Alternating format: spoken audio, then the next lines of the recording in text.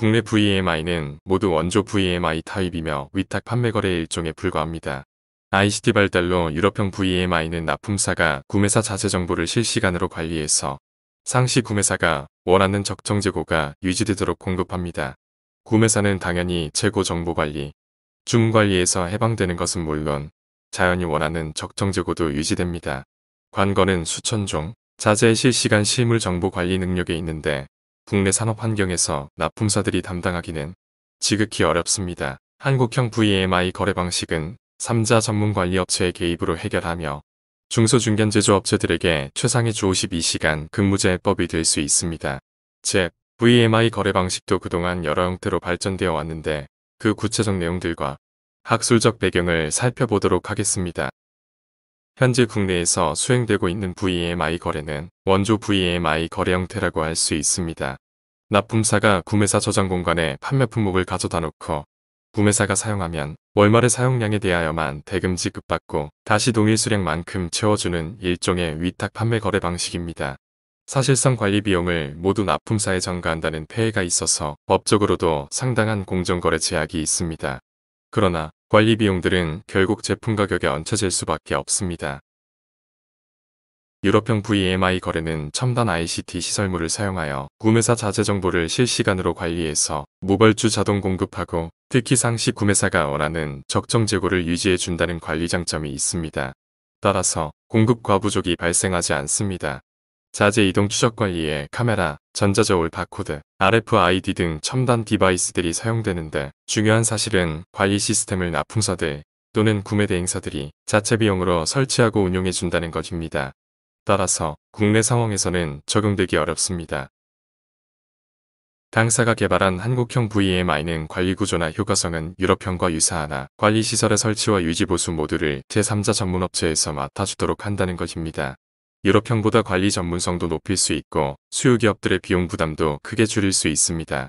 따라서 연매출 10억 원 미만의 소규모 제조업체들이 자재정보 관리 시스템만으로 사용하거나 VMI 자동 공급 구매 거래로도 활용이 가능하도록 합니다.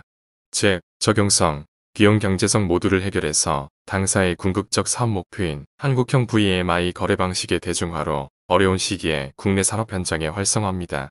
다시 강조합니다만 특히 재정적으로 열악하고 전문 인력도 부족한 국내 중소중견 제조업체들이 찾을 수 있는 최상의 자재 구매 관리 실무 방안이며 공급망 관리 전략입니다.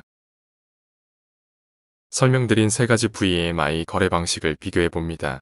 모두 무벌주 자동 공급 방식입니다. 유럽형과 한국형은 구매사가 원하는 적정 재고량을 유지해줍니다. 그리고 둘 다 실시간 자재 실물 정보를 관리하지만 유럽형은 납품사가 자체 비용으로 설치, 운용하므로 자재 정보는 자동 납품 관리에만 활용하며 자료 내용도 단순합니다. 그러나 한국형은 3자 전문 관리가 개입되므로 구매사가 사내 물류 및 경영 관리에 모두 활용할 수 있는 완벽한 자재 정보 자료가 만들어집니다. 또한 유럽형의 경우 결국 관리시설 및 운용 비용이 판매되는 자재 가격에 포함될 수밖에 없습니다. 그러나 한국형은 3자 관리이며 비용도 매우 작아서 자재 가격 인상 요인은 전혀 없습니다. 오히려 주어지는 사전 정보에 의한 납품 관리상 경제성으로 납품 가격 인하도 가능할 수 있습니다. 유럽형과도 크게 다르며 국내외적으로 유례가 없는 기능성, 확장성과 관리 장점을 가지고 있으며 현재 특허도 청구되어 있습니다. 세 가지 VMI 거래 방식을 좀 더 이해하기 쉽게 비교합니다. 원조 VMI는 무벌주 자동 공급에만 포커싱되어 있는 단순 방식이며 소유권은 납품사가 갖습니다. ICT 발전으로 실시간 실물 정보 관리가 가능해지면서 구매사 적정 재고를 유지하는 구조로 변화됩니다. 또한 대금 정산도 납품량에 대하여 즉시 정산되고 자재 소유도 구매사로 바로 넘어가는 유럽형 VMI 거래 구조로 바뀝니다. 그러나 관리시설 비용을 납품사가 부담해야 하는 문제로 대중화 활성화가 불가능합니다. 한국형 VMI는 특히 3자 전문 관리를 개입시킴으로써 유럽형 VMI 거래 장점은 그대로 살리면서 고액의 관리시설 비용 문제를 제거함으로써 국내 산업 현장의 대중화 활성화되도록 합니다. 거듭되는 얘기지만 어려운 시기에 특히 국내 중소중견 제조업체들 자재거래 지원을 위하여 만들어진 것이며 국내는 물론 선진 외국에서도 찾아볼 수 없는 차별성 독창성을 가진 산업자재 거래관리 전략적 방안입니다. 여타의 제조업체 관리 시스템들과 마찬가지로 VMI 거래 방식 역시 전략적 학술적 배경이 있습니다. 그 구체적 내용들을 살펴봅니다. 국내와 유럽은 구매관리 기본 전략부터 다릅니다. 국내에서는 볼트너트류 몇백 개도 반드시 구매사 주문이 개입되는 주문 방식입니다. 선진형 유럽 방식의 특징은 특히 ABC 분류에 의해서 철저하게 관리를 차별화한다는 것입니다. 가격대가 낮은 C급 자재와 지속, 반복 구매되는 B급 자재는 모두 자동 공급 방식으로 떼어냅니다. 즉, 전체 자재의 80%를 자동 공급으로 전환해서 구매 관리 비용을 모두 제거할 수 있습니다. 사실상 엄청나게 큰 비용 절감이며 영업이익 30%가량의 즉각적 증대도 가능해집니다. 또한 구매 담당자들은 가격대가 높은 A급 자재 구매 관리에만 전념할 수 있으므로 구매 관리의 질적 향상이 도모됩니다. 중고등학교에서도 우열반으로 나누어 가르칩니다.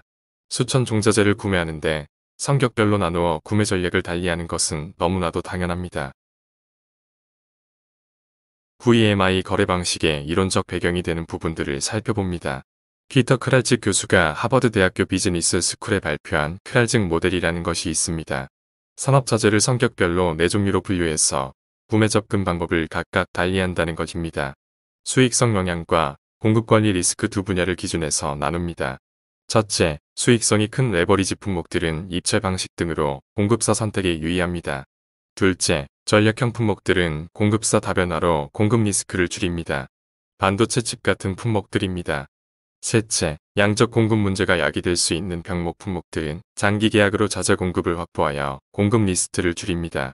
넷째, C급 자재 등 저가 품목들은 자재값보다 상대적으로 관리 비용이 더 크므로 VMI나 외주 관리로 관리 비용을 줄인다는 것입니다.